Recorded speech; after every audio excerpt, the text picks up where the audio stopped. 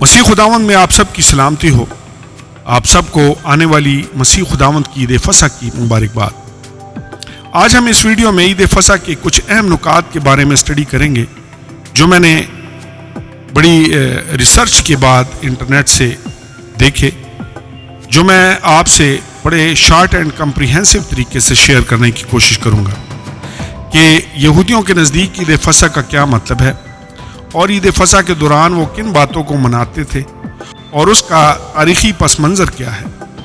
اور میں آپ کو خداوند یسوع مسیح کی عید فصح کی مبارکباد دیتے ہوئے یہ ذکر کروں گا کہ یہ ویڈیو یقیناً آپ کی روحانی ترقی کا باعث ہوگی اور خداوند یسوع مسیح کی فصح کے فلسفہ کو بھی سمجھنے میں آپ کی رہنمائی کرے گی۔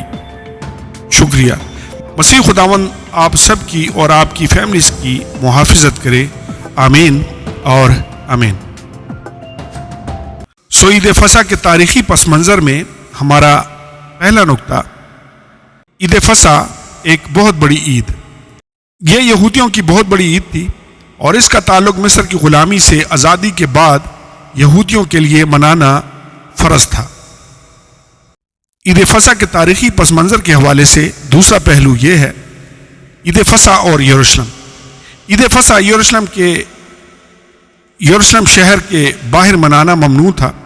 ضروری تھا کہ عید فصح شہر یروشلم کے اندر ہی منائی جائے۔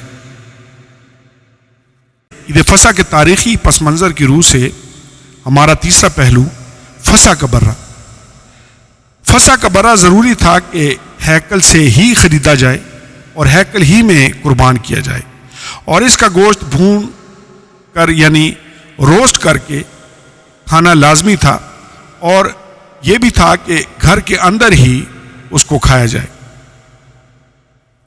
چوتھا پہلو، کڑوا ساگ پات۔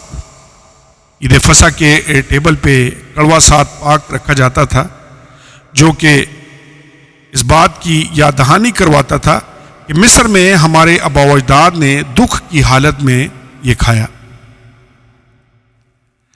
پانچواں پہلو، تیاری کے لیے وقت۔ عید فصح کی تیاری کے لیے بہت دن چاہیے ہوتے تھے، یعنی بہت زیادہ وقت چاہیے ہوتا تھا۔ قلیل وقت میں فصح تیاری کرنا بہت مشکل ہوتا تھا۔ عید فصح کے تاریخی پس منظر کے روح سے چھٹا پہلو، یہودی پھلوں کا ایک پیسٹ ٹیبل پہ بنا کے رکھتے تھے جو کہ فصح کے ٹیبل کے اوپر بنا کے رکھتے تھے، جو کہ مختلف ڈرائی اور فریش فروٹ کو کوٹ کے بنایا جاتا تھا، جو یاد دہانی کرواتا کہ مصر کی غلامی میں ہمارے آباء و اجداد نے مٹی کے گارے سے کیسے محنت کی۔ ساتواں پہلو، نمک ملا ہوا پانی۔ عید فصح کے ٹیبل پہ نمک ملا ہوا پانی رکھا جاتا تھا جو یاد دہانی کرواتا کہ مصر کی غلامی میں ہمارے آباء و اجداد کے بہنے والے آنسو، جو کہ یہ ان کے درد کو اور دکھ کو ظاہر کرتے تھے۔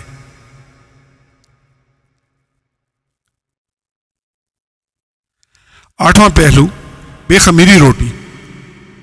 اپنے گھروں سے پرانا خمیر نکال کے عید فصح کے لیے نیا اور بے خمیر آٹے سے روٹی بنا کے شامل کرنا ضروری تھا، جو یاد دہانی کرواتا کہ ہمارے آباء و اجداد کے گناہوں سے خاتمے اور مصر کی غلامی سے آزادی کس طرح اور کیسے حاصل ہوئی۔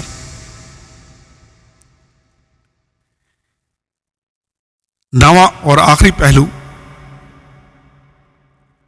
انگور کا شیرہ، جو کہ 4 پیالوں میں رکھا جاتا تھا اور ہر ایک پیالے کا ایک خاص مقصد ظاہر کیا جاتا ہے۔ پہلے پیالے کا مقصد، میں تم کو مسیحوں کے بوجھوں سے نکالوں گا۔ دوسرا پیالہ، میں تم کو مسیحوں کی غلامی سے آزاد کروں گا۔ تیسرا پیالہ، میں تم کو رہائی دوں گا۔ چوتھا پیالہ، میں تم کو لے لوں گا کہ تم میری قوم بن جاؤ اور میں تمہارا خدا ہوں گا۔ آمین اور آمین۔